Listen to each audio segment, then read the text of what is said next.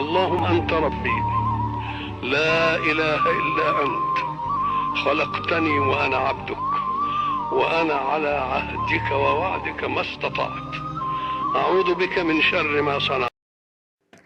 اللهم صل وسلم وبارك عليك يا حبيبي يا شفيعي يا رسول الله. ازيكم يا حبايب قلبي، عاملين ايه؟ يا رب دايما تكونوا بخير. النهارده يوم جديد من ايامي وفيديو جديد وروتين جديد. ان شاء الله روتيننا النهارده يكون روتين حلو جدا، روتين خفيف كده وسريع. ان شاء الله كده هنعمل روتين جميل مع بعض من روتينات توفير الميزانية. ان شاء الله كده الفتره اللي جايه هركز معاكم على النوعيه دي من الفيديوهات. طبعا اليومين دول الاسعار غاليه جدا، فكلنا محتاجين نوفر من ميزانيه البيت ونجيب الحاجات اللي ناقصانا من غير ما نصرف كتير، وكمان هنملى بيتنا بالخزين وبالخير.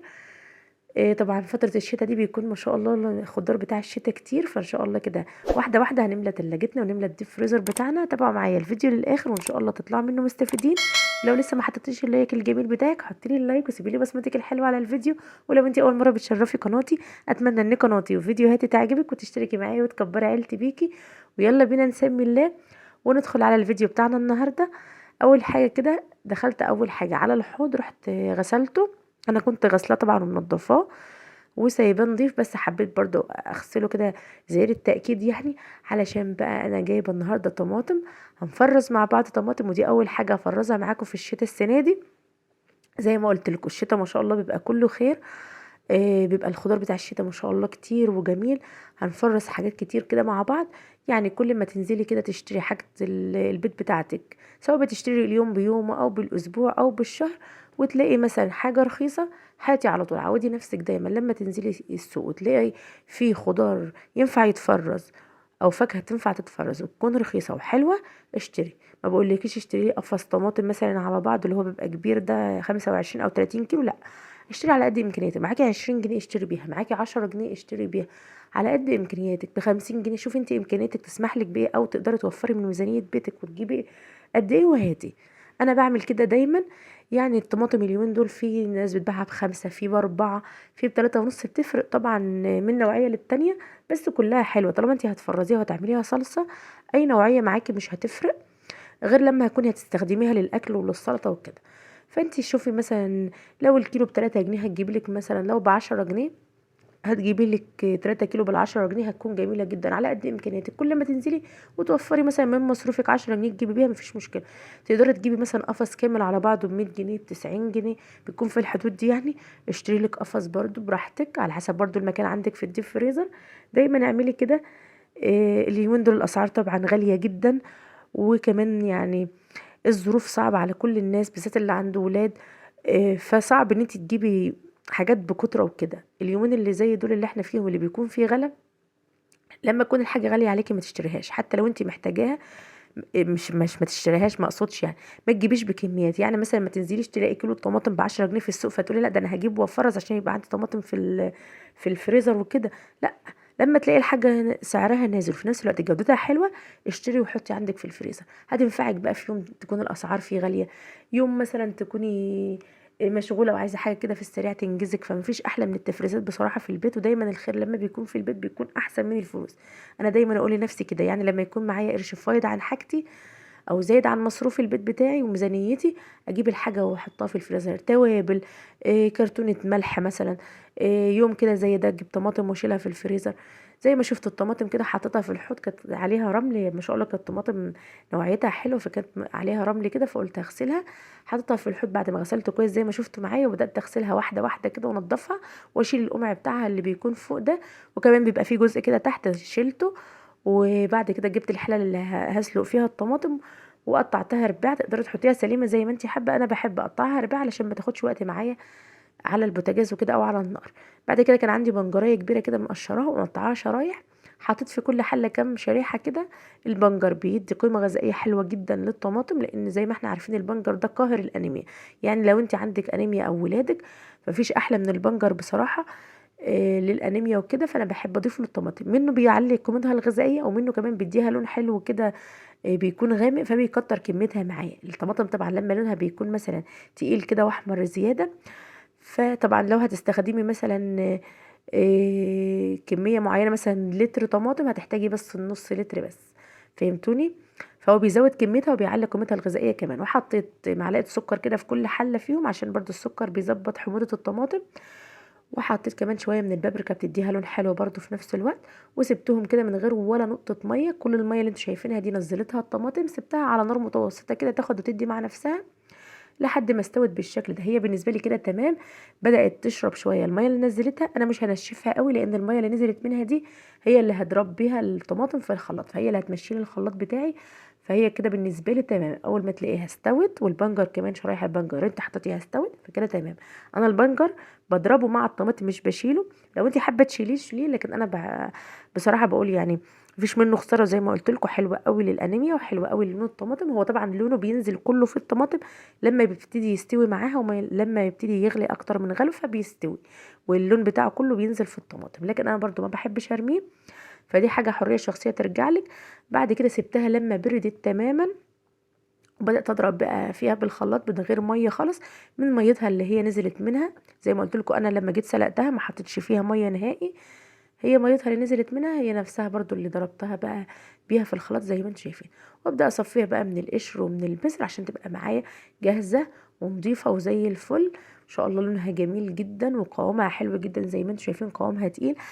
انا بشيلها على كده في الاكياس. حابه انت ترجعيها على النار تاني وتقليها وتعملي منها صلصه اللي هي صلصه زي صلصه البرطمانات اللي بنشتريها، مفيش اي مشكله خالص براحتك.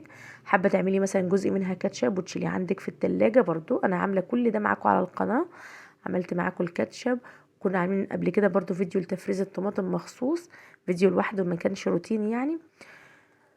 فبصراحه زي ما بقول لكم التفريزات دي بتنفع جدا جدا في البيت، حلوه جدا، بتوفر عليك وقت في وقت ومجهود وفلوس ومصاريف وكل حاجه.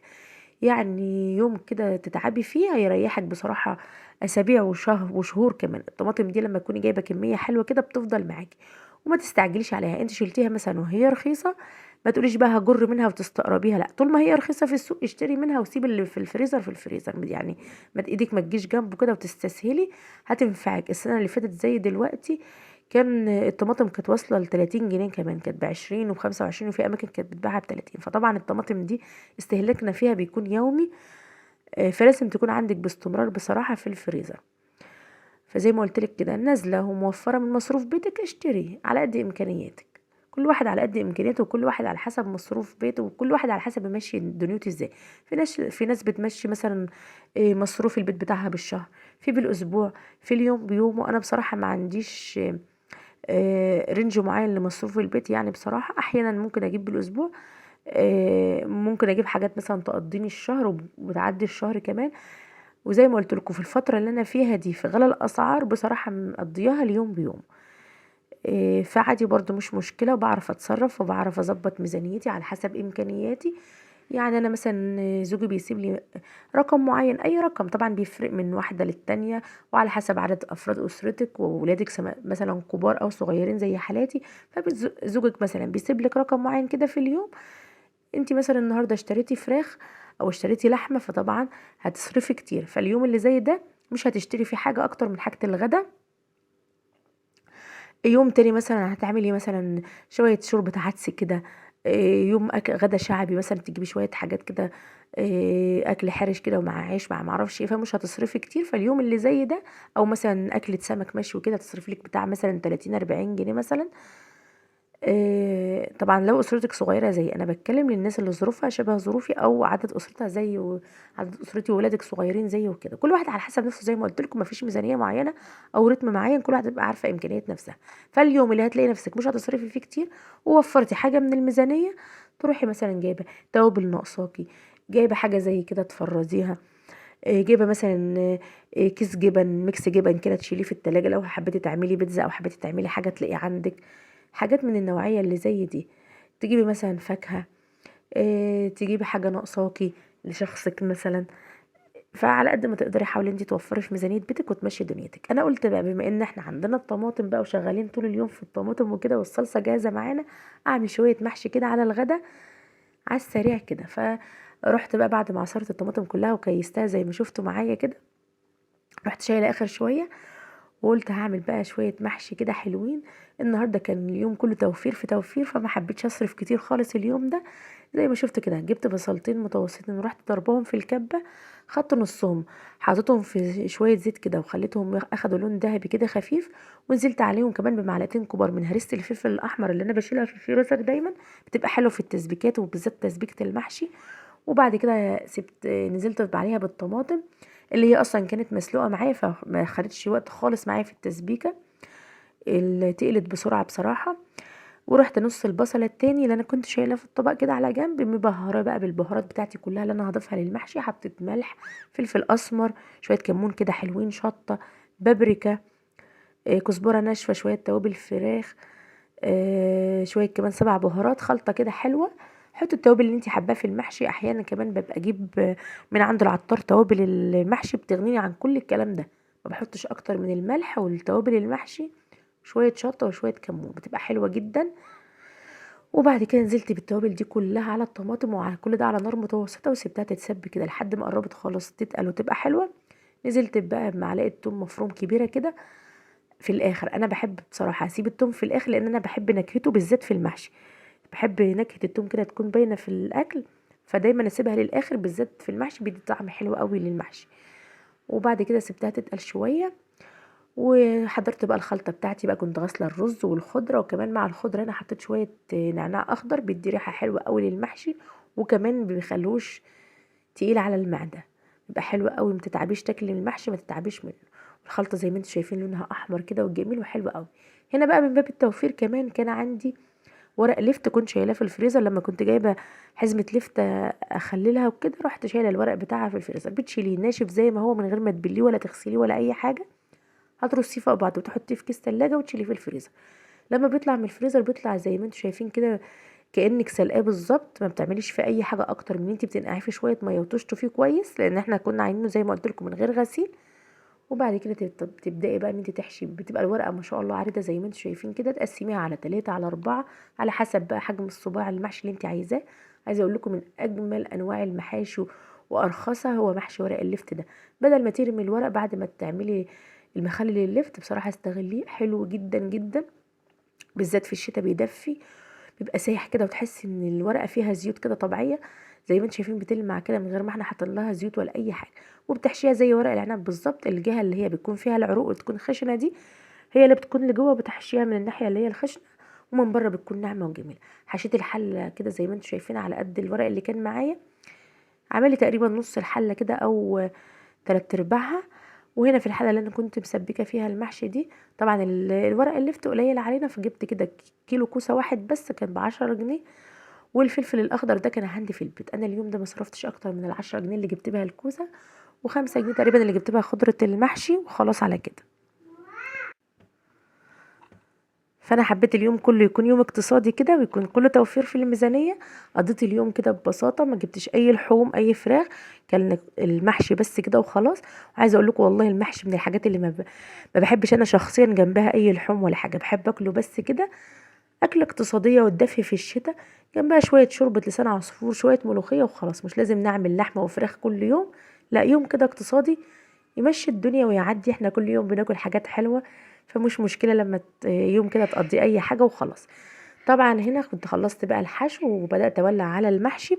كان عندي شويه شوربه برضو كنت شايلاهم في الفريزر، اي شويه شوربه بيتبقوا مني بصفيها واروح شايلاها في كيس في الفريزر، واطلعها بقى في يوم زي كده. يوم هعمل مثلا شويه ملوخيه، هعمل باميه بتنفعني، وحطيت عليها كنت شايله كده مغرفه من تسبيكه المحشي، حطيتها على الشوربه برضو بتخلي لون المحشي حلو قوي كده، بتديله لون احمر.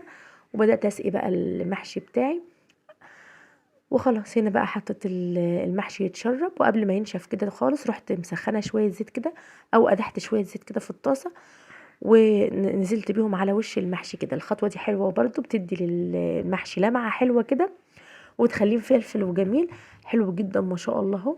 زي ما انتم شايفين الخلطه بتاعته من جوه حلوه، والرز كده مستوي وفي نفس الوقت مفلفل، مش معجن ولا اي حاجه. الكوسه ما شاء الله مستويه زي ما انتم شايفين، بتتكسر معايا خالص اهي، وفي نفس الوقت مش مهريه، ماسكه نفسها وحلوه، لونها حلو من بره ومن جوه، جميل بصراحه. محشي ورق اللفت ده بجد اللي مجربوش فايته كتير، جربيها يعجبك جدا. اقتصادي زي ما شفتوا معايا، ما صرفناش اي حاجه، وفي نفس الوقت طعمه تحفه جدا جدا. جنبها شويه لسان عصفور شوربه وشويه مخلل لفت، مفيش احلى ولا اطعم من كده. ويدفي بقى في اليومين البرد اللي احنا داخلين عليهم دول. شايفين بقى الصباع المحشي بقول لكم ده اللي بيبقى في الحله من تحت، بيبقى واخد وش قرمشه كده حلو جدا جدا. طبعا بعد الغدا بقى المتين بقى اللي يدفي ده، رحت غسلت المواعين، بس ما حبيتش بقى اصور معاكم بقى، فقلت اختصر لكم الدنيا عشان الفيديو ما يطولش عليكم. قلت الحق بقى اغسل البوتاجاز بسرعه كده قبل ما الحروق اللي عليه دي تنشف. فبسرعه كده حبيت اختم معاكم الفيديو بقى في غسيل البوتاجاز. طبعا البوتاجاز لو سبتي بالحروق اللي عليه دي هتبصي بقى تلاقيه، لو شغلت النار عليه بقى هتبصي تلاقي الحروق دي جمدت عليه اكتر واكتر، وهيبقى صعب معاكي في الغسيل. لكن زي ما انتم شايفين اهو، مش اكتر من شويه سائل مواعين والصابونه اللي هي البلدي بتاعه المواعين دي، ما شاء الله في ساعتها من غير دعك ولا اي حاجه ولا سلك ستانلس ولا اي حاجه، بالسلكه الناعمه العاديه ما شاء الله زي الفل معايا اهو. يا رب الروتين بتاع النهارده يكون عجبكم، وتكونوا استمتعتوا، وتكونوا طلعتوا معايا بافكار حلوه للتوفير في الميزانيه. وان شاء الله الفيديوهات اللي جايه هتكون مكمله معاكم برضه في نفس الفيديوهات دي بتاعه الميزانيات والتوفير. يا رب اكون عند حسن ظنكم، واكون دايما ضيفه خفيفه على قلوبكم. وطبعا قبل ما تطلعي من الفيديو ما تنسيش تسيبي لي اللايك الجميل بتاعك، ومع السلامه.